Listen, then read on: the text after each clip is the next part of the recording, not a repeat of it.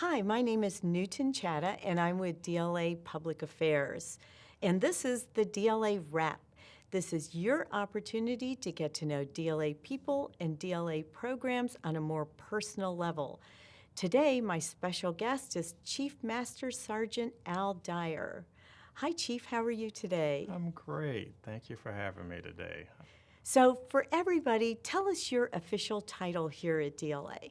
So I'm the Command Senior Enlisted Leader for the Defense Logistics Agency, and my role in here is to be the eyes and ears for the director. And the other thing is I want us to be ready. Our readiness is always at the top of my thoughts.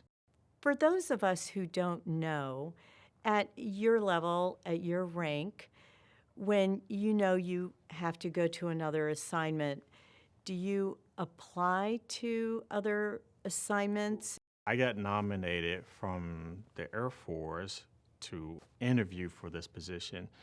And there were 4 other candidates, one from each of the other services to include myself as well. And I actually did get an interview from Admiral Skilbert. A couple days later, she called me and said, "Hey, I want to hire you to come be my teammate at DLA." So how long have you served in the Air Force so far? Whew, I'm at 27 years right now. And it looked like just yesterday I joined. I remember raising my right hand, and here I am 27 years later, still serving. Where did you grow up and what were you like as a child? So I hail from Memphis, Tennessee, home of the blues, home of barbecue. As a child, I was into a lot of different things. I was really into sports, really into music. What were your aspirations as a child? Did you know you wanted to join the military, and how did you happen to join? So as a child, believe it or not, I wanted to be an architect. But a year before I graduated, my brother joined the Air Force. And I remember hearing his stories while he was in. He was stationed overseas at the time. I remember hearing all the things that he was, enjoying about the Air Force. So as time started to come around for me to make a decision, I actually got in touch with a recruiter, Tech Sergeant Snyder, still remember his name, and we started having some dialogue about what it would be like to be in the organization. So then, things started to progress along the way, and then eventually I signed up. Tell me about your father. Did your father serve in the military? And tell me about that. So my father, he actually was drafted and actually did not finish high school. So he actually ended up getting drafted, going to Germany, and finished his high school degree there. Served some time in Vietnam, and then eventually after his service, he came back home. His time in the Army was a lot different. You can imagine it was late 60s, early 70s is when he joined in, and then being drafted, not being a volunteer, it was a little bit different for him.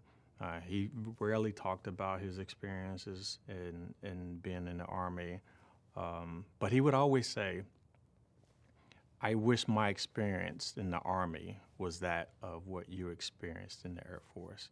He must have been really proud of you as you started to grow in your career. Before he passed in 2019, I remember going to his house, and there is a bio what we have that tells you about your entire career. He actually had it in a frame. So when everybody come over to the house, they could see that bio of me, and it was really, really sobering to see that. Who have been some of your mentors? My dad, he was a great mentor. I've had several supervisors, both good and bad, that kind of mentor me. And I think that's important to know, because some people can mentor you and them not know it in a negative way, and you turn it around and make it positive. Without naming a name, can you share something where it was a negative experience that you have spun into a positive experience? Yeah, so my very first supervisor, and I tell people it wasn't a bad supervisor, it was just absent. So I was kind of left out to do things on my own. And eventually, I got to the point where I was taking what we call our career development course. And I remember flunking that test. When I tell you flunking, it was bombed. But it really woke me up to realize that some of this I got to do on my own. I have to make sure I'm doing this to better myself.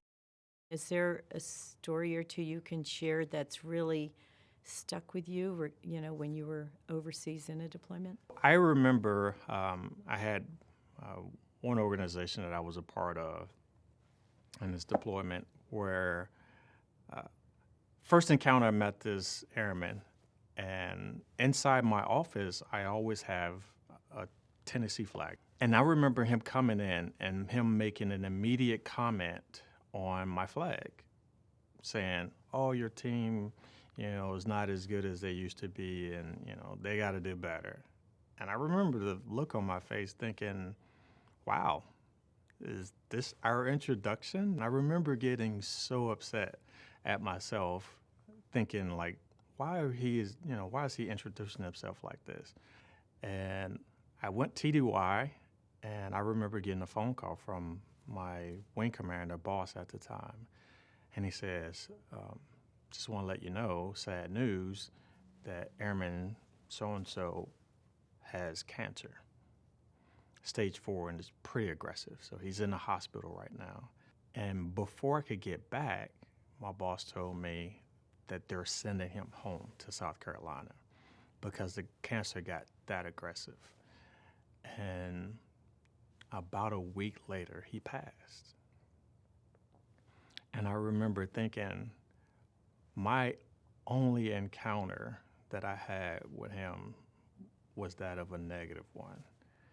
And I remember thinking I would never let my admiration of my team be bigger than somebody's life.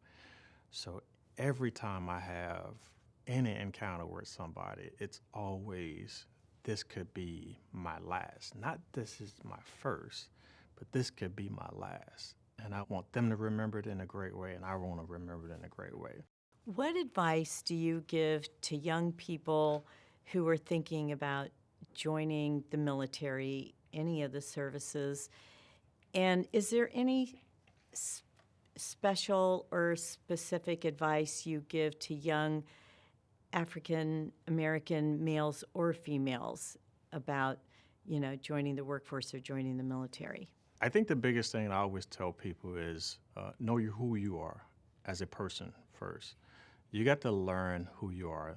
As for the young, African American males and females out there, I know some of them come from difficult places, but coming to the military or coming to the institutions that we serve as servants of the American public, just realize it's bigger than you.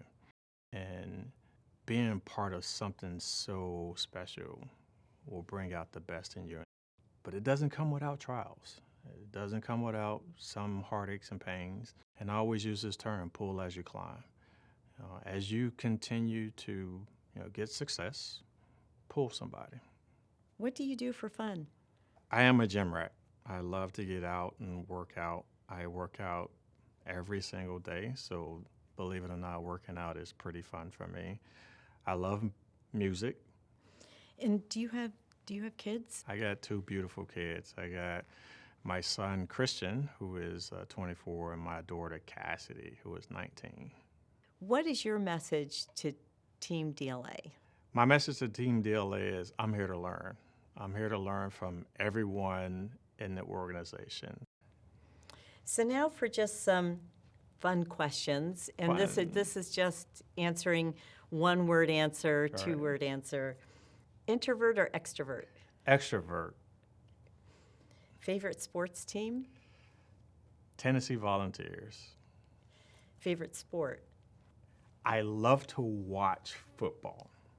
I love to play basketball. What are the top 3 songs that you listen to on your playlist? So I listen to John Coltrane, My Favorite Things. It's probably one I listen to quite a bit. I listen to William Murphy, Everlasting Love. And maybe another one is Run DMC, Walk This Way. Thank you so much for being my guest today on the DLA Rap. And I want to thank all of you for joining us today. Until next time, have a great day.